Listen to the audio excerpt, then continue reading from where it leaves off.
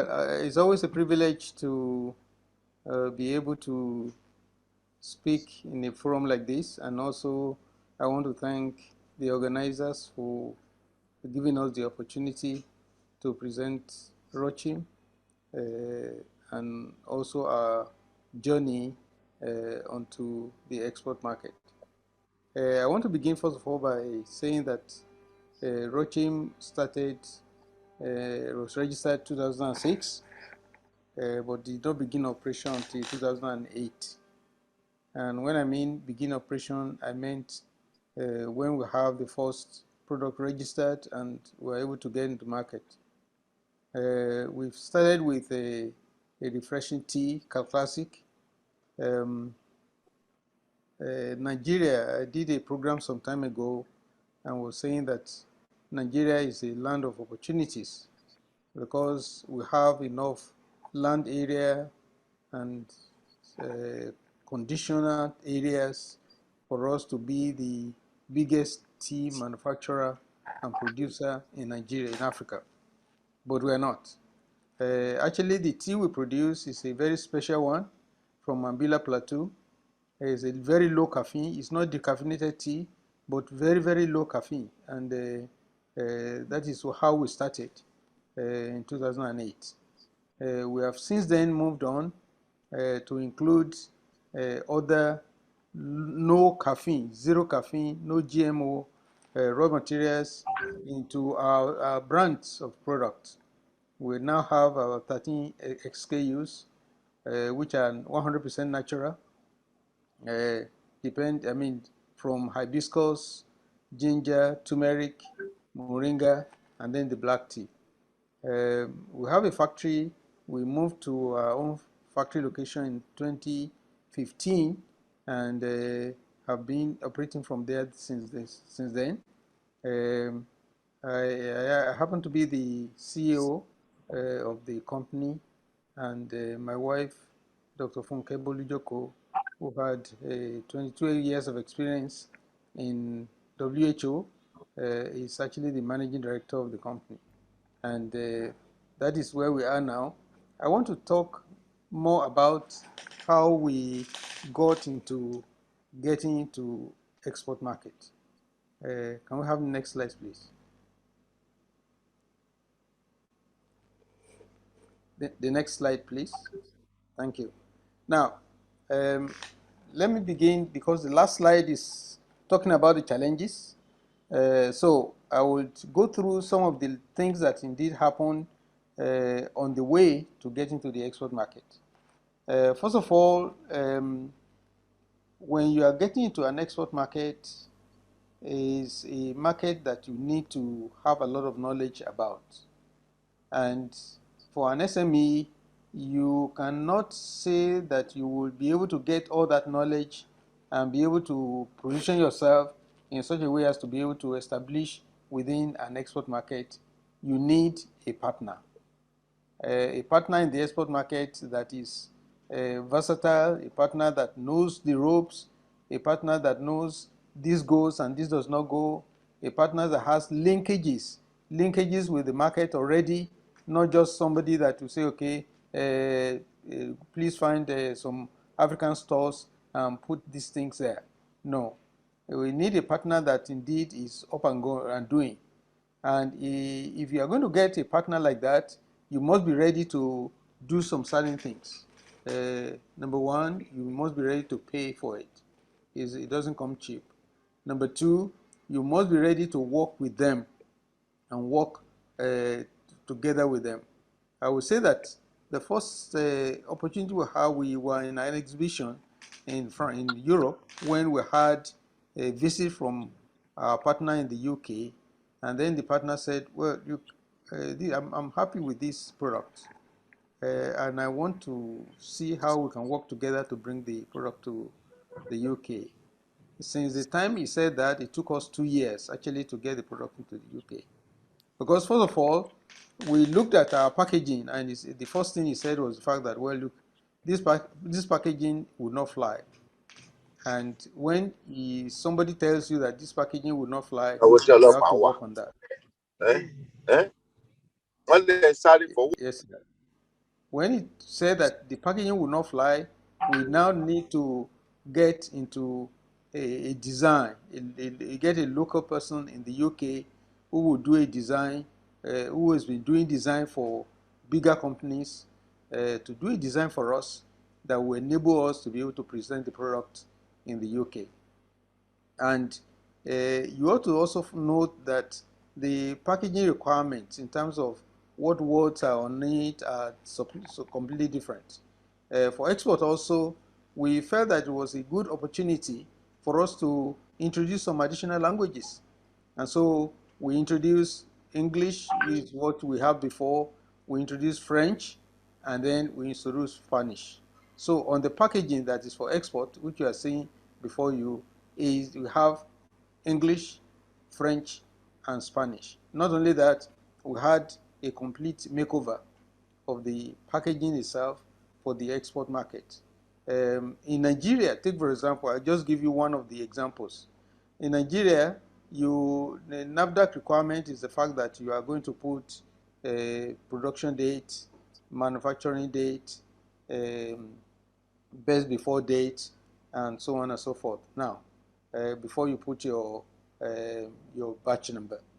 But in the UK and Europe, they don't want to know the production date because that seems to be a confusing. It confuses the purchaser. They want you to put the best before date only. And so that's the only date that they will be able to see. Everybody knows that this is the best before date. So that's one of the changes that indeed has happened. And we had to now get a product that indeed will be able to stand in the market in the UK. We had issues of ensuring that we have a contract signed. We had all the things that indeed is required for us to be able to operate in a different land. Secondly, there has to be an opportunity to introduce the product. And these are the costs that comes along with moving a product into a different, what I would say, a different market. And when we are going to move to have the introduction, our partner chose a food exhibition in Harrogate, where food companies come, where other companies that in this trade comes, and we were there to introduce the product, and happily the product was well received, very well received. And so these are some of the banners that we used for this particular product at that time. You can see the presentation that is completely a makeover from what we have in Nigeria. And the key important things that the market wants to see are the fact that it is natural.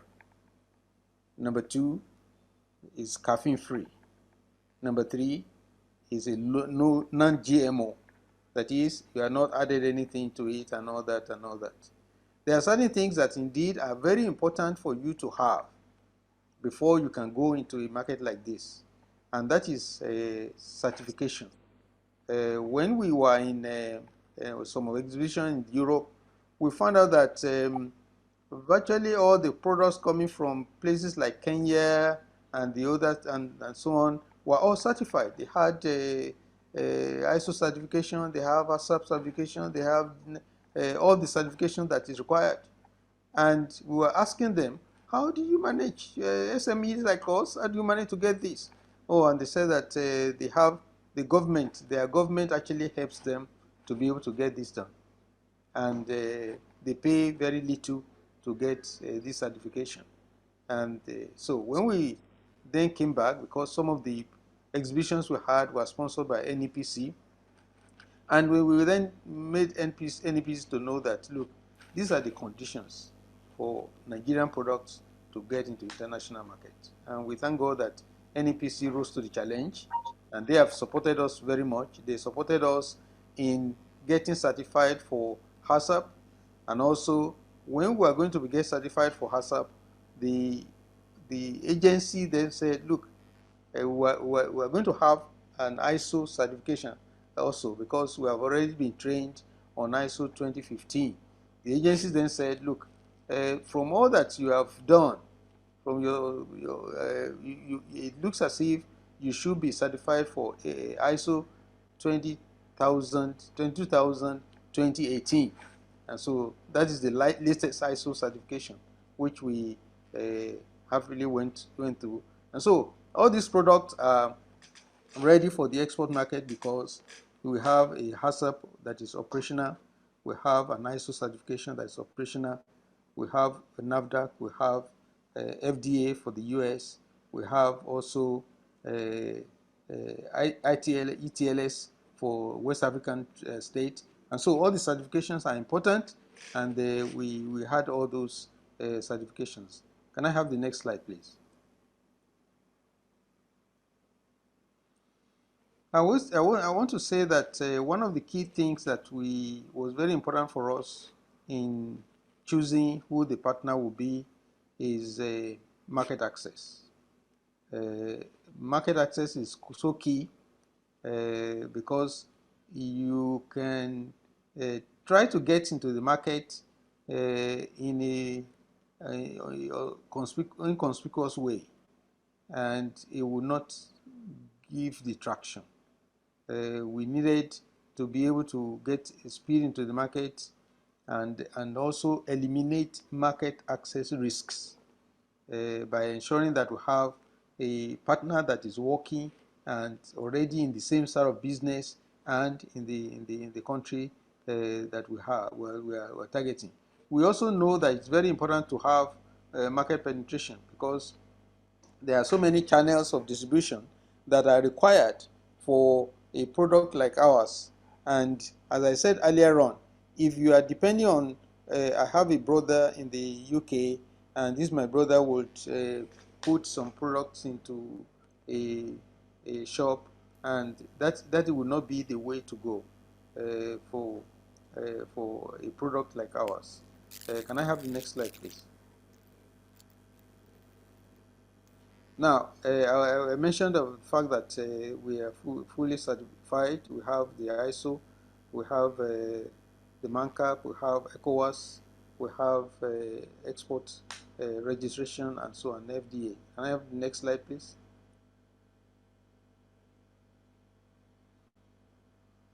Export market should be on top of local markets. You should be, as you are working on the export market, you should be also looking at how to develop the local market.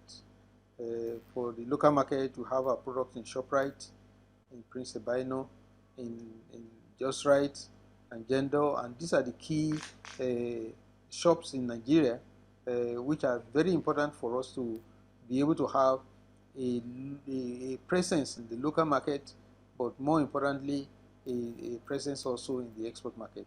Next slide, please. Now, how do we play in Europe?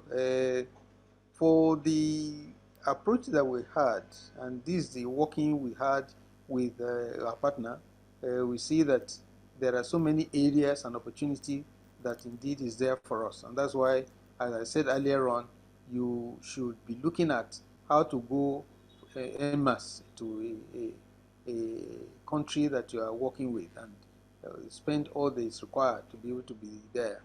We have retail, food service, hotels, pharmacies, and other areas where this product ought to go to be able to benefit and to penetrate the market, so that the consumers will have an opportunity to be able to see this.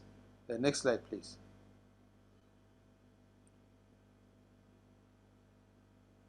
Now, I just want to let you see some of the products in stores in the UK. I just want to mention also the fact that in the UK, we in Nigeria here, we pack the products in cartons, and this carton in the shop, they will take the carton into the store and open it up and all that. But in Europe, the cost of labor meant that you cannot pack the product in cartons for it to be displayed. And one of the things that we had to do was to design a shelf-ready pack, a shelf-ready pack. If you look at the World Foods handing, if you look at the master tea there, you're going to see that it's a shelf-ready. That is, the product is packed in such a way that all that you need to do is just to put a carton on the table, open it up, and then it's there and there for people to be able to use the product. And so some of the shops will take them out and lay them out, but most of the shops will take the shelf-ready package and use it as is. And this is one of the things that is a cost in getting to the export market. And is also, we would never have known this if we didn't have a local partner that knows what exactly, knows the rope. Next slide, please. I want to mention also the fact that in some of the shops, because they wanted us to do a display unit, FDUS. You see one in Sierra Cash and Carry in Hayes. This helps the display of the product, and also it helps in the in some of the shops they don't have the space. And so you have to have this shelf display unit, and you have to invest in this. Thank you. Just the next slide, please. Well, we have the list of health benefits of the product because we are selling these on the basis of benefits of health. Because we know the benefits of moringa, the benefits of ginger, the benefits of turmeric, the benefits of hibiscus, and then the benefits of tea that is not high. And those are the benefits of the product that we are sending to them. We also know that if you are talking about benefits, then you must be able to ensure that the product is well packed, packaged in such a way that if you say that, okay, my product has a benefit, then you are retaining that product by the packaging that you have. These are the things that we had to invest in to be able to ensure that we get into the market in a wholesome manner. Next slide, please. Next slide, please. Next slide, please. Yes. Now, we have exhibitions are very important for SMEs. We have opportunities, we get support, we spend also our own money to be in places like Europe, in places like Cairo. We're there. The right hand side is the Cairo exhibition. The left hand side was in Abuja. And we believe also that these exhibitions even though they are costly, they have a way of opening up the company, opening up the product to the people that indeed must know about the product. Next slide, please. This just gives the fact that the product we have website, we have all the linkages and so on and so forth. But the next slide, I want to dwell a bit more on this, looking at my time. Dwell a little bit more on this, on the challenges for MSMEs in establishing an export presence and export market. Number one, I would say that there is there must be a readiness to go global. And readiness to go global. It is very important to have the vision and also to have the knowledge. If you have been listening to Dr. Bamidele's presentations, you will see also the fact that culture is very important. The culture of the people that you are selling the products to, the knowledge of what is happening there and how they want the product. Number two, funding is very important. All the changes that we have to make are very expensive. You have to put the money forward first before you have returns. very expensive to change the packaging, very expensive to do all that is required, but then it is an investment in hope and wanting to know that, okay, this product, the vision we have is to see how this product will go global. Number three, I said that it is very important to have a responsible partner in the destination market. Very important. You don't know everything. You don't know anything about the export market. You can do a lot of research. We have lived in the UK before. We have studied in the UK, but that was not good enough for me to say, okay, because I know UK, we know how we can get the product there. No, it's a special knowledge, and if you don't have it, you don't have it.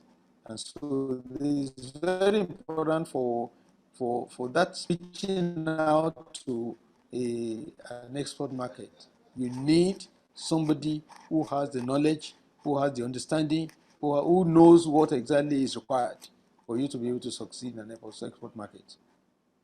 I want to say also the fact that the export readiness is one of the key things that is very important to look into. I've put in here the 15 P's of export readiness by Dr. Bamidele, three T impacts. And we can see that the product needs, you have to be able to get the product, you have to be able to get your pricing correct, and you have to know that export is linked. You must be able to do your export as well. You have to know the people that you are selling to. There is a lot of paperwork in export, but one good thing actually is for that we must know that there are people that can help you out. You don't have to have all the resources, all the manpower. There are people whose job is to help you out and take advantage of this. I want to say also the fact that promotion in the export market is very key. And that is why it's very important also for you to ensure that you have a responsible somebody who you have a trust to be able to ensure that the work is done. Now, local production is very important as well, because if you are talking about exports, you are talking about increased volume and greater opportunity. And so there must be an opportunity to be able to increase your production in the home market. The payment is very important, because export without payment is a loss. And so you must be able to have a way in which you have you guarantee your payment. We are grateful for what central bank is doing, and they have to do more, because when you say that you are giving 67 naira on top of the rate, the exchange rate, that is not good enough. But that is something. And so we have to look at how we can get payment for the product that we're sending out, and ensure that the payment is secured. One of the things that we are looking at now is that in all the new contracts we are signing, we must have a commitment fee paid in front, an upfront commitment fee, because that upfront commitment fee is a necessity for you to be able to ensure that whatever agreement you have in the payments schedule, you have something to be able to do changes that you have to do in the promotion. Take for example, we're exporting to South Africa, and one of the key things actually with South Africa is the fact that they want you to change the distributed buy. So you have to be ready to be able to make changes depending upon where you are sending the product to. I said also the fact that the partner is very important, and also because they are the ones that will take the responsibility to ensure that the product is in the right place at the right time, and also the money is collected. Thank you very much.